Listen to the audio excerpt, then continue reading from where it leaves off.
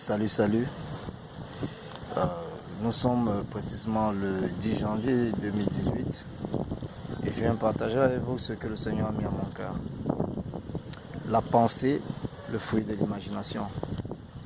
Nous sommes minés par des pensées qui nous torturent quotidiennement. Nous sommes minés par des pensées qui nous amènent à avoir des projections quotidiennement. Voilà. La Bible nous dit tel homme pense, tel il est.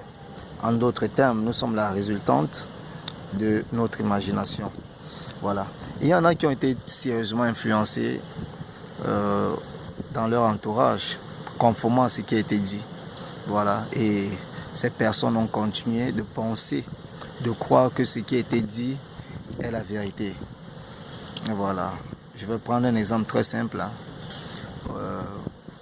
Il y a des gens qui croient que la vie après la mort n'existe pas, par exemple, et se permettent de s'offrir tous les plaisirs que le monde mettra à la disposition, tout ce que la chair va demander, afin de vivre chaque jour comme le dernier. Et voilà. D'autres encore croient que l'argent fait le bonheur, courent après les finances, courent après le gain, et à la fin, lorsqu'elles ne parviennent pas à le saisir, ou bien même quand elles finissent par le saisir, ils comprennent que ce n'était pas la finalité. Voilà, c'est une façon de penser. Mais la Bible nous dit dans le livre d'Ésaïe au chapitre 55, au verset 8, en effet, vos pensées ne sont pas mes pensées, et mes voix ne sont pas vos voix, dit l'Éternel. C'est l'Éternel qui parle. Nos pensées ne sont pas les siennes.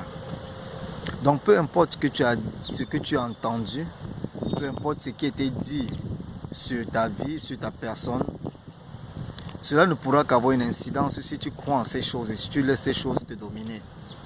Mais maintenant le Seigneur te dit que tes pensées ne sont pas ses pensées.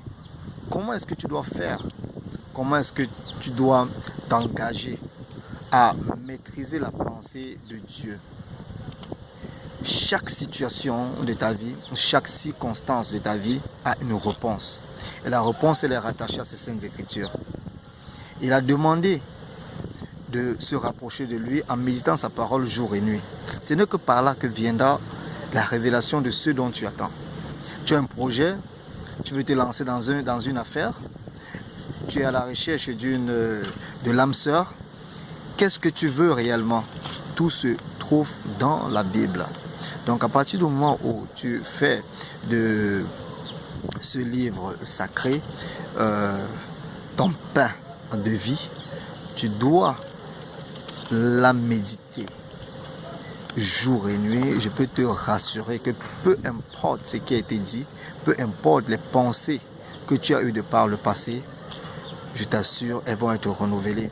Il dit, ne vous souvenez plus des choses anciennes, ne pensez plus aux choses passées, car lui est en train de faire des choses nouvelles pour vous. C'est à toi de décider. Je viens en ce jour pour t'encourager, je viens en ce jour pour te dire que le Seigneur est fidèle et qu'il sera toujours à tes côtés pour te soutenir. Ma prière en ce jour, c'est que tu fasses de lui, tel que je l'ai toujours mentionné, ton point focal. Ne t'attache pas à autre chose qu'à Dieu. Mets ta confiance en Dieu. Soumets-lui tous tes problèmes et lui seul te révélera ce qu'il aura à te révéler. Que le Seigneur te fortifie, qu'il te comble. Shalom, shalom.